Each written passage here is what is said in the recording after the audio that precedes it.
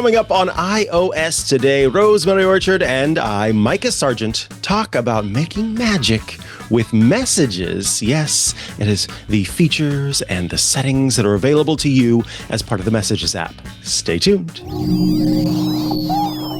Podcasts you love. From people you trust. This is Twit. This is iOS Today with Rosemary Orchard and me, Mikah Sargent, episode 734, recorded Tuesday, January 7th, 2025, for Thursday, January 9th, 2025. Magic with Messages. Hello and welcome to iOS Today, the show where we talk all things iOS, iPadOS, watchOS, tvOS, visionOS, and all the OSs Apple has on offer. We love to talk about them here on the show. Love to help you make the most of your Apple devices. And I am looking forward to today's episode. I am one of your hosts. My name is Mikah Sargent. And my name is Rosemary Orchard, and I think it might be time that we talked about how popular some of us are, Mikah, and got on top of our messages situation. Exactly. Yes, you may be flooded with messages, and there are lots of things that you can do within the Messages app that you may or may not know about. So we thought it'd be a good time to refresh your memory in some cases, and in others, maybe this is a feature that you did not know existed, because that's one of the things about the Messages app is over time, Apple has added more and more features to it, I think to bring it in line in some ways with some of the third-party options that are out there. You know, WhatsApp is an incredibly popular service, not just an app, but a service that people around the world use. And there are other options that people will use on Android, for example. And I think Apple, you know, with its pretty popular iMessage platform, looks to offer some of this functionality, if not all of this functionality, baked right in. So let's kind of kick things off by just talking about the Messages app in general, with an understanding that iMessage is a subset, a service available within the Messages app, wherein iMessage is the sort of system for sending messages to other people. It's the blue bubble system. Yes, iMessage is an incredibly popular feature, and it is the blue bubble one, not the green bubble one. And there is actually a great support page on the Apple website, support.apple.com/messages, which has guides on how to use messages in a lot of different ways, and a handy little help article on if your iPhone messages are green, because this is a problem that people do end up with every once in a while. It is a pretty nice application, and I definitely use messages a whole bunch, including to message Mikah. And as you can see, these are my messages with Mikah. So I sent him a little voice message earlier, and then I sent him a little sticker that said good morning with a little seal bouncing up and down, waving. It's not quite a seal of approval, but I don't know. Maybe by the end of the show, I can have a seal of approval. There's a whole bunch on this screen right here, which is quite useful to know about. So starting at the top, obviously in the top left, we have our back button, which takes us back to our list of messages, which as you can see, I have some messages pinned here at the top. And you can tap and hold on any message from people or group and pin that, which is quite nice. You can only have up to 9 pins. But once you've got those pins, then you can have those. And I've used my focus filters to hide some of the messages, but we'll come back to those later. And then once again, in the messages, in the top in the middle, I can see Mikah. And if I tap on him, then I'll get some extra information. So it's not actually showing his phone number or anything, so we don't need to worry about that. It will if I tap on info. So I'm not going to do that. But I can see some options here. I can request his location. I can share my location. I can show things from Mikah in Shared with Me. So if you've got a friend who loves to recommend television shows and those are just not your jam at all, you can turn off Show in Shared with You for that particular person or a conversation. You can specify that you want to hide alerts from this person and whether or not you would like to send read receipts. And this is something I really enjoy. It's not just a whole binary on-off thing. It is you can turn this on and off per person. And then down here, and this is all under where I tapped on Mikah's little picture at the top there, and this is the same in groups as well. I can see collaborations, so a document in Pages that Mikah and I were demoing together for iOS today, some photos that we've sent each other, some links that we've sent each other, and some documents. And then at the bottom, there's contact key verification, which we'll come back to. And then over across from there in the top right is a FaceTime button, which if I were to tap on that would call Mikah on FaceTime, which is pretty nice. Then in the middle, we've got our messages. And then the sneaky little thing that I love in the bottom left is that plus icon. And when you tap on the plus, then we've got all of our options. We can take a picture and send it. We can use photos. We can use stickers. There's Apple Cash, which is available to folks in the US. There's audio for sending messages, sending later, image playground, and much, much more, including a handy little images feature. So if you'd like to send an image, for example, to Mikah, a little animated image, then I can send him this. ¿Por qué no los dos? Why not have both? You can have animated images as well as stickers in messages. I love that meme. Well, that commercial, I guess, that's become a bit of a meme. Yeah, I mean, it's kind of wild how much is tucked behind that little plus button, right? You've got your regular options of camera and photos and even the stickers that you might be aware of, but there's a lot that's back there, and depending on whether you've downloaded those apps from the App Store, you may have more.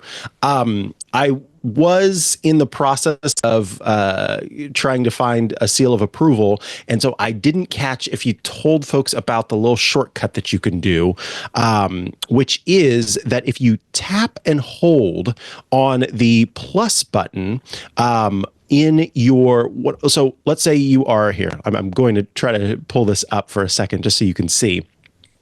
If you are in a message with someone and the plus button is there to the left that lets you access the apps, if you tap and hold on that button, it will automatically bring up your photos library. And so you can actually see immediately your photos as opposed to having to hit the plus button and then choose photos. So if you're looking for a quick shortcut to access photos, because that's the thing that you may likely do the most, that's a way to do it. I would love it if in future versions of iOS, Apple gave us the ability to choose what that long hold option did, because some people might want to automatically access the camera, or maybe they regularly use stickers rather than that. But that's a quick way to get into the photos drawer that is available to you and shows you kind of what's there. All right, let's see. What is next within the Messages app as we continue to kind of look at the features that are available? Yeah, so I have two great features for people who perhaps, like me, lack a little bit of impulse control. So have you ever sent a message and then noticed, oh my God, there's a terrible typo in this, or I didn't mean to send that. You know, I accidentally sent a party sticker in response to somebody telling me that their grandmother is ill. Whoops, that's not a great response. I haven't done that, but, you know, I have definitely typed the word things before and it got replaced with Australian footwear. And things like that, which can very much change the context of a message. So if you tap and hold on a message that you have recently sent, then you have some options here. So there's replying, and we'll come to message threads in a bit, adding a sticker, so I can add a sticker to it. And then my two most important ones that I'm talking about here, edit and undo send. So whoops, I didn't mean to send Mikah that party sticker. So I can unsend it. And, you know, there's still information there so that we can find out what happened. And now if I send Mikah a message and I can see this is delivered, then I can tap on it and I can just edit it. And it can just say, hey, edit instead of hello. And now if I tap on the edit underneath it, then it will show me hello. As a sort of like faded out bubble above the bubble that is now visible, so that folks can see what it originally said. And so, you know, I very quickly sent off a message. I fixed my typo, or I've unsent it because I sent it to the wrong person because I was tapping too quickly. Great. But what about, hey, I found this really cool thing and I want to send it to you, but it's 3:00 in the morning and that seems like a really bad time to send it to you. Well, if I tap on that plus button over on the left, then I can send later. And I can adjust this to be a different date and time. I can even go all the way into, the end of January, almost 21st of January, and send a message. And this can be really great for, saying, oh yeah, I'll remind you of this on this date or something like that. And then obviously you can schedule a message so that you don't actually have to remember to do it yourself or set up a reminder to tell you to do it and things like that. And so this is really nice. And if I set up a demo message that says, for example, now I can see this at the bottom of my messages. And so it says send later, and it's got the time that it's scheduled for. And then instead of it being a blue bubble with white text, which is what I see for the messages I have sent, it is a dotted or dashed light blue outline around a white bubble with blue text. So it's telling me that it hasn't sent yet. And if you've tapped on send later and you don't want to send something later, you can tap on the little cross there to get rid of that. And now if I were to tap on the little edit where the time is, then I can see, hey, I can send that message now. I can change the time it's going to be sent, or I can delete that so that goes away. And this is just a really nice little feature. And I do really like the scheduled messages, especially if you combine it, Mikah, with that little feature where you can say, hey, remind me when I'm messaging somebody. Have you used that before? Yes. So there are times when I am looking to send somebody a message, particularly someone who lives in a different country, in a different time zone. And I think of it during a time when I'm wide awake, but the other person might very well be asleep. And because of reasons, I am I could be a forgetful person.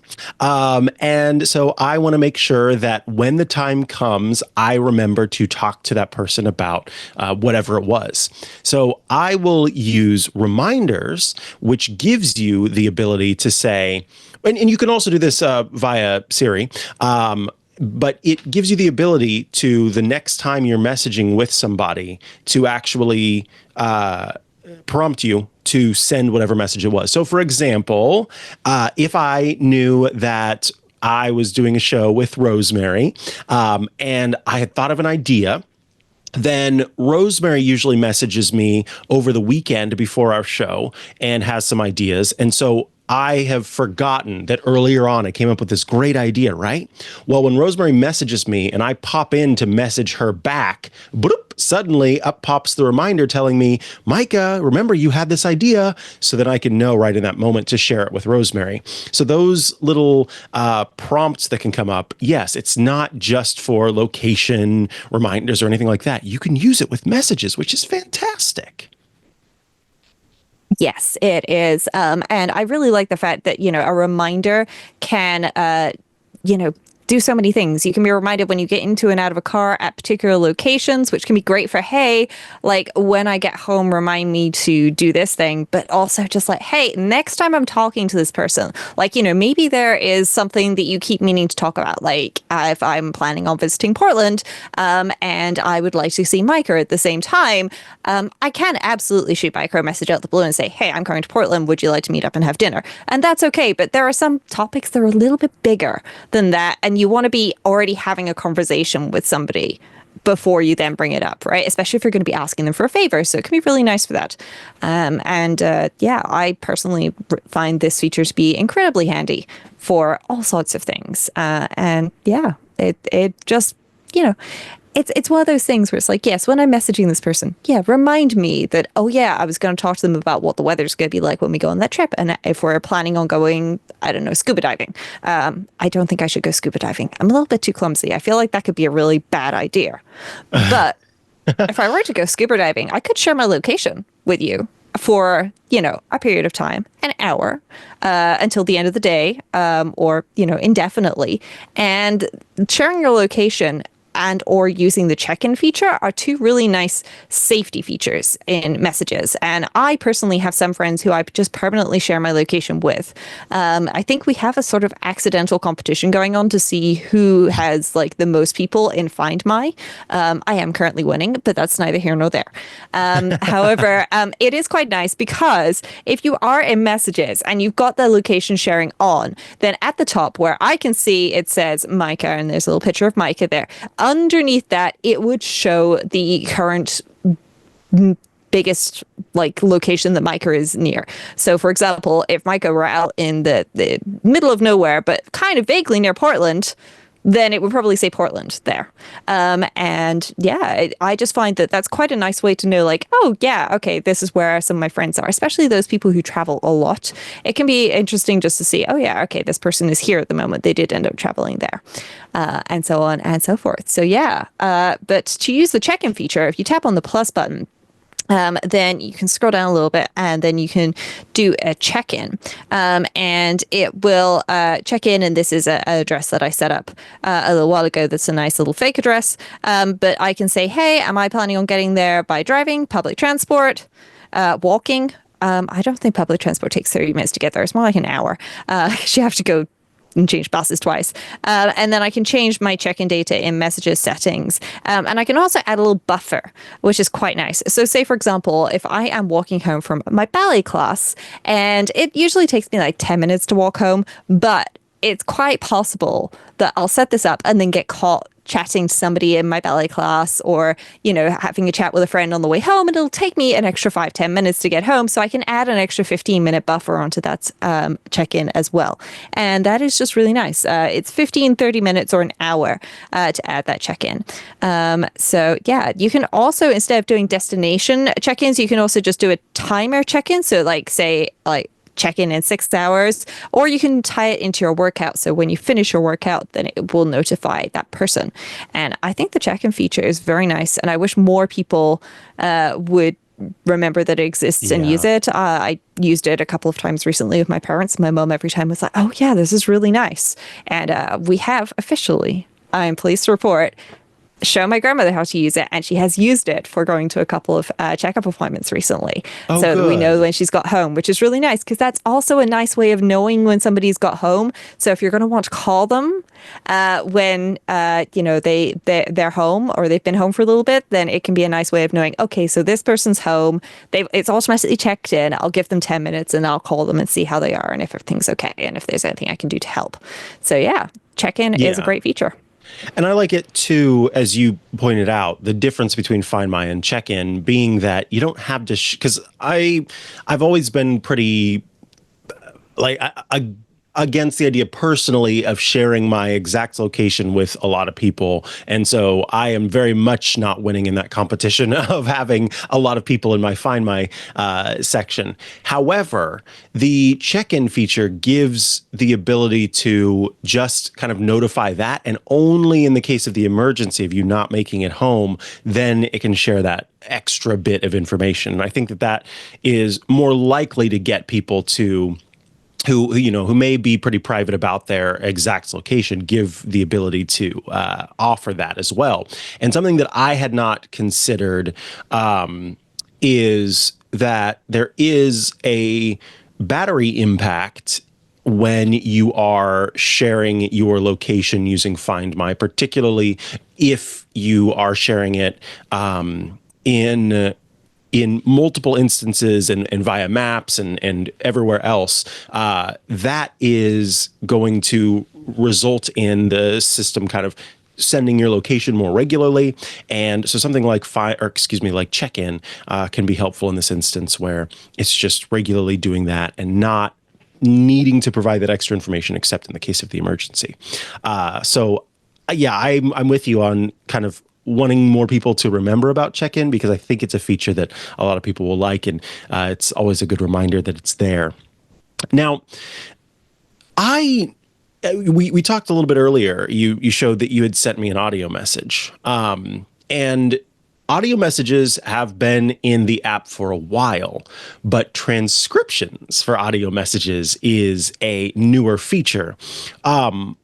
In most cases, if not in every case, but I know for sure in most cases, what happens is when you record an audio message, your phone itself is going to your chip is going to do the transcription of what's in the audio message before it's actually fully kind of sent over to the other person. So let me kind of explain here, because essentially what happens is you record the audio message, and then your phone takes a moment to kind of look through the message, and then will update that file with that transcript after the fact.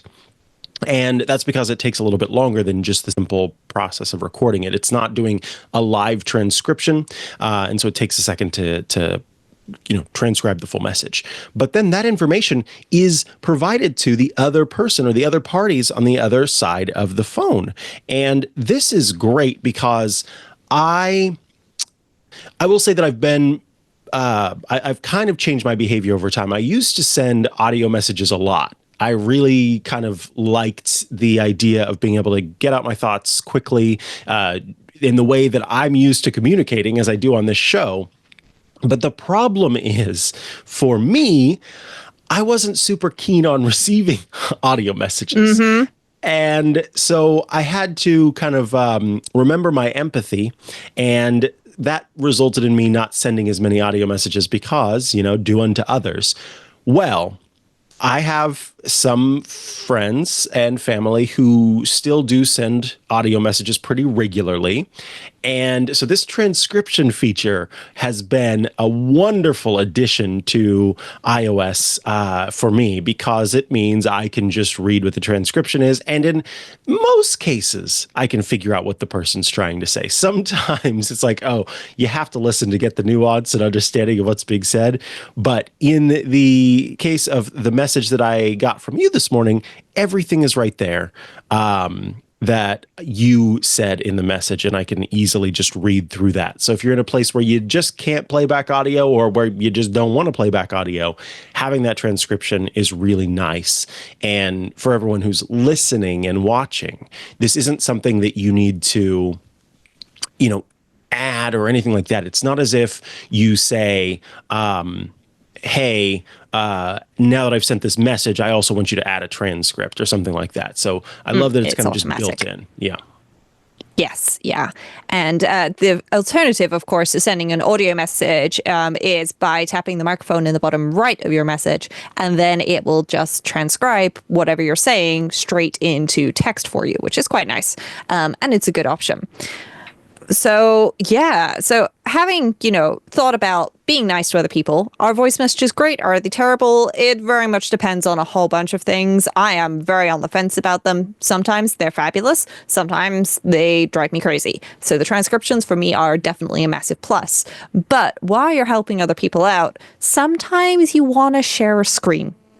And you can now do this by tapping that little FaceTime button that we talked about earlier. And sharing your screen and asking somebody to share their screen is right there. So if I tap on this, then it will create a screen sharing session with Mikah, and it's doing a little audio call as well. So I'll just mute that. And there we go. Now I am in a screen sharing session. So Mikah can actually see what's on my screen right now. There you can see that's Rosemary's screen on my phone. So I'm actually able to see right there what's happening. And this means that I can say, oh, Rosemary, what you want to do is tap on this and then tap on that on the screen, and then, go into settings and do this. So if someone is having an issue being able to access it, and you notice that I just pulled this up, right? I've got the option to draw on the screen if I want to. So this is actually, I'm going to cancel that because I don't want to do remote control, but I have the ability to take over control of Rosemary's phone by asking for permission to do so. So if you're working with a family member who maybe doesn't know what they're trying to access, then that is a way to do that. I've just circled something on the screen, and that will show up on Rosemary's side, so she's able to see, what it is that I'm trying to get them to do. I can say, oh yeah, go into the fitness app, and then do this, do that. You can tap and it does a little circle around things, so it'll show what you're trying to select. So if you've ever had an issue where you if a family has had an issue where you're trying to help them get things figured out, this is a great way to be able to offer that feedback and that support from a distance. The screen sharing feature is incredibly powerful at this point, and the option to actually control the person's phone or iPad or whatever it happens to be is pretty magical, because you are able to show them exactly what they need to do, exactly where they need to go by way of FaceTime screen sharing. Such a cool feature, and I'm glad that that has been added, because it's saved my family, who's very far away, whenever we have attempted to do kind of remote support. Yes. Without the need there for is. third-party apps. Yes. And there is also the option to allow somebody to actually control your device as well. So you can request control, and you can also grant somebody the ability to control your device as well, which can be really handy for like, okay, just let me go in and change like 3 settings for you, and then I'll explain to you how this works, but you don't, like, if I try and explain to my grandmother how to change 3 settings on her iPad, we're going to be down there for a good hour and a half, like just getting that bit done, because she's not going to be sure. We're going to ask lots of questions, and you can still see everything that the other person is doing, which is really nice.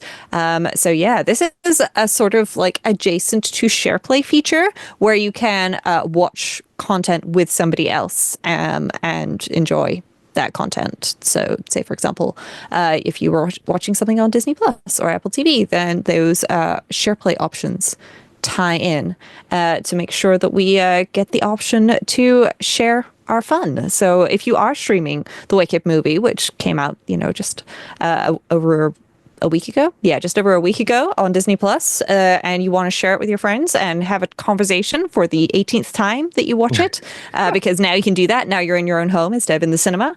Then you can do that. So yeah, all of the choices. Alrighty. We are needing to get to the end here. Any kind of other tips that you want to provide to our lovely listeners and viewers about messages in iOS and iPadOS, etc.? Yeah. So I am just going to take a moment to say, don't forget the settings app. If you go into settings, apps, and then messages, then you will see a whole bunch of options that you can toggle on and off here. So, for example, you can turn iMessage off. I recommend not doing that, because that will mean that messages kind of go into a void and you don't receive them, and that gets very complicated. But you can specify whether or not you want content from messages to show up in search, whether or not Apple Intelligence and Siri can learn from this, whether it's got access to your focus modes, sensitive content warnings. There's the option for default messages apps, which neither here nor there for most people. But then there's also things like sharing your name and photo, which you can customize in here. You can see what is shared with you and automatic sharing. If summarize messages is turned on, this can be great or terrible. If you don't like having Apple Intelligence summaries of notifications, then you can turn that off in general for notifications, but you can also turn it off per app, including for messages. You can turn on and off things like sharing contact photos, the global option for sending read receipts and text messages. There's options to set up RCS messaging if you're in an area that supports that, MMS messaging, and there's also a good old subject field. So if I just pop it back into my messages with Mikah, I can now send Mikah a message with a subject that says, hi. And then the message can say, how are you? And the subject is in bold. And that can be a nice option for those that want that. You can block contacts, and also you can say when to purge your messages. So you can keep your messages for 30 days, a year, or forever. And that can be quite nice to be able to just say, hey, automatically get rid of that, especially if you send a lot of media back and forth. Here is also where you can customize your check-in data. I should note, even though the message history is up here, you have to scroll down a bit to specify when audio messages expire and control that. But there is a feature I would like to mention, which is filter unknown senders. If you have filter unknown senders on, then here in messages, I can just see the pinned people that I have. If I go back to filters, I can see unknown senders, and this can result in a lot of the spam stuff going into the unknown senders area where you just don't see it because they're not somebody in your contacts book. So why would you want to get a message from them? preferably don't. Love that feature. Very helpful to Yes. get rid of those. Of note, there will be times where you are unfortunately getting two-factor authentication codes via messages. And if you have not added the short code or whatever it happens to be to your contacts, then those will appear there. So every once in a while, you'll need to check that section, particularly if you're doing a login. So just be aware of that. That may be something you need to do. But I recommend most places that are still doing, for some reason, two-factor authentication via SMS are using a short code that stays the same. And so you can add that to your contacts, and then it'll show up in known senders instead. They tend also to be verified business numbers, which Apple have got listed in a directory. So in my case, I find they don't end up in that spam folder, which is quite useful. So, and also Messages has that feature where it can automatically pull out the codes for you, and it pops it up above the keyboard where you can tap on it, and then it gets rid of the message, which is really nice. It does the same for email too. Yeah, that's a great feature for all sorts of logins, and being able to have that deleted afterward instead of going back and seeing 900 codes is quite nice. Like, what's this iMessage conversation? Oh, it's not an iMessage conversation. It's this. All right. I think we are going to need to head into Shortcuts Corner in just a moment, but I just want to remind everybody out there that you can send us your feedback, your questions, maybe even your topic suggestions to iOStoday@twit.tv, iOStoday@twit.tv. And by the way, I also have another reminder, which is that right now we are running the 2025 Twit Audience Survey. Our annual survey helps us understand our audience so we can improve your listening experience, and it only takes a few minutes. I can confirm that. Many of us have gone through the survey to check it to make sure everything's working properly. And so twit.tv/survey, if you head there, it's only going to take you a few minutes to fill out. Please don't wait. Take it before it closes by the end of January. And thank you to those of you who rushed in to get the survey filled out as quick as you could. We appreciate it. twit.tv/survey25 or twit.tv/survey. Both of those will get you there. And of course, thank you for helping us make Twit even better. All right. I can hear the music. It's time for Shortcuts Corner.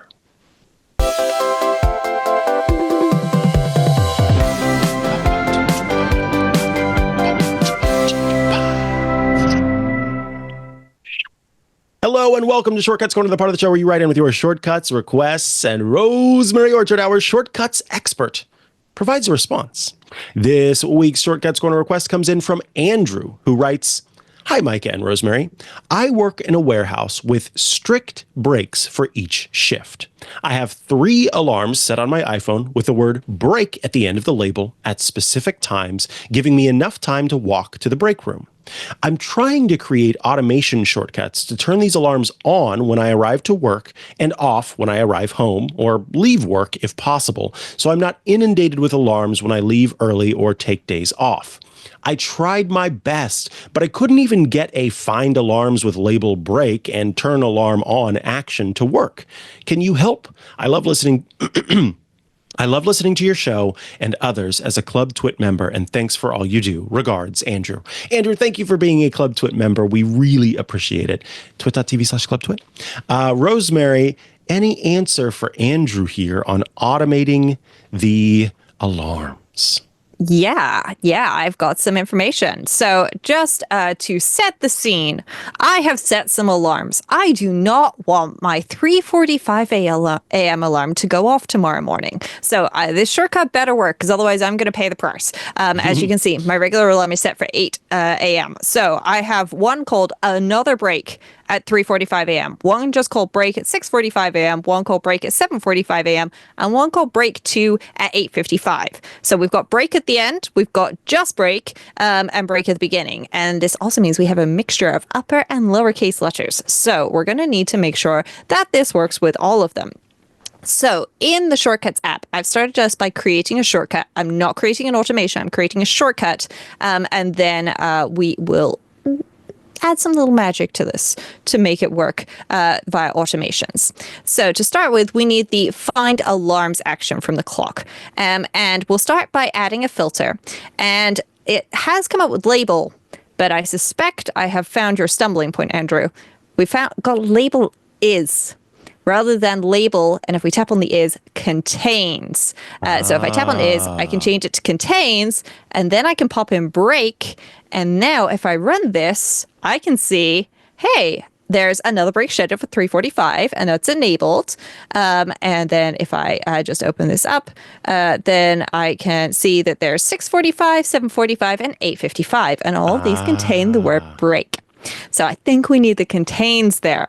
And then what we also need to do, again, from the clock app, we are going to find the toggle alarm action. Now, we don't actually want to toggle the alarm, because then if it's already turned off because you used it and it turned itself off, then it's going to turn back on when you leave, and that's not great. So instead of toggling, we're going to have it say, hey, turn these alarms off. So I'm going to run this, and what you should also do is toggle off that show when run. Now, if we look here, I can see I only did the first one. And that is not great. So I'm still going to get woken up at 6:45 in the morning. So what we need to do is we need to add a little repeat with each action underneath our alarms, or underneath our find alarms, because you said you have 3 there, Andrew. And so just to make sure that this works, we're going to toggle off those 3. So now I am going to run this. And now when I pop back into my clock, all of those are off. Fabulous. So having done that, now we just need to make it work with our automation. So I am going to just rename this to control alarms. And now I'm going to pop over to my automation, and I'm going to say, hey, I'm going to do this at a time of day. And I will set this for a few minutes into the future. But you can use location triggers. What we're going to do is going to remain the same. Now I'm going to create a new blank automation, and I'm going to do this for a reason, and I'm going to use the run shortcut action. And so I'm going to say that I want to run that shortcut, and I'm going to type in the name of it, which is control alarms. And now if I tap on that little arrow to the end, I can see I can give it an input. And this is what we're going to do. So we're going to add a little text action above this. And this we can use to say leaving or arriving. Okay. And now we're passing that text into our control alarms. So now back over in control alarms, we are going to do a little if statement. And we are going to say, not if our label, nah. We're going to say if our shortcut input, and we're going to specify that it should be a type of, scroll down a little bit, text, and then we can say if it is leaving, then we're going to turn it off. And then otherwise, I'll copy that, paste that here, turn it on. And there we go. Wow. So if our shortcut input tells us we're leaving, we're going to turn the alarms off. But if our shortcut input tells us we're arriving, we're going to turn them on. And that is what I would do to have one little shortcut that can be run by 2 automations, one when you're getting there, one when you're leaving. And it means you're not going to accidentally end up with a 1 alarm flipped situation where it's not quite doing what you expected it to do because it's toggling, and toggles are fabulous unless you actually really want to turn something off and you're just flipping it up and down going, I don't know, is this on? Is it off? I've got no idea. So there we go. This is what I would do. So I'm going to share this shortcut now. I am going to change this. I'm just going to clear all of those shortcut inputs. That's it.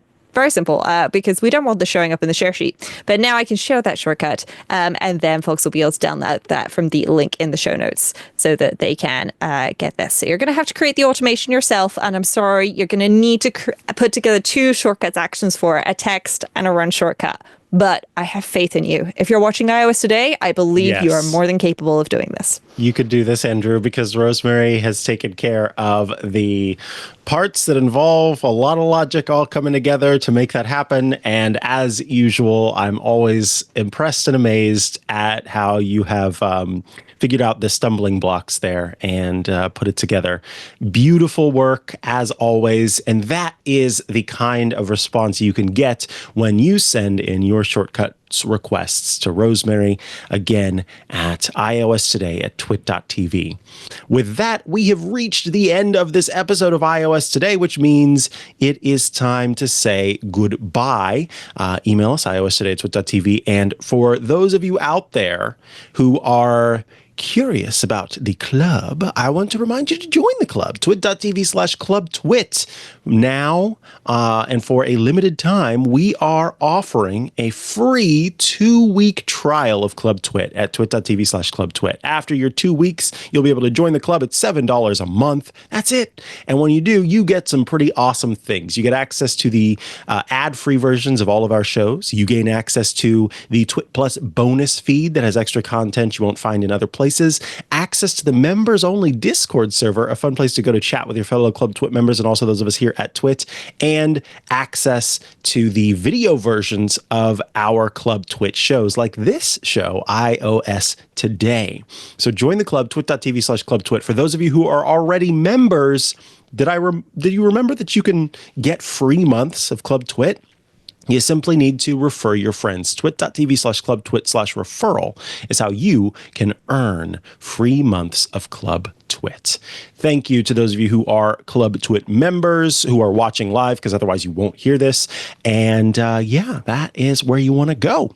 Rosemary Orchard, if people are looking to follow you online or just know what you're doing out there, where should they go to do so? The best place to go is rosemaryorchard.com, which has got links to apps, books, podcasts, and all of the fun things, including the social media websites.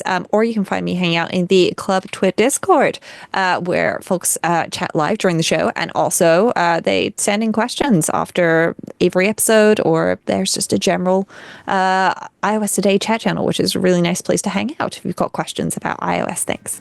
Mikah, where can folks find you? If you're looking for me online, I'm at Mikah Sargent on many a social media network, or you can head to chihuahua.coffee. That's CHIHUA.coffee, where I've got links to the places I'm most active online. Be sure to check out my other shows, including Hands on Tech and Tech News Weekly and Hands on Mac. And we thank you so much for tuning in today. We'll catch you next time for another episode of iOS Today. Bye-bye.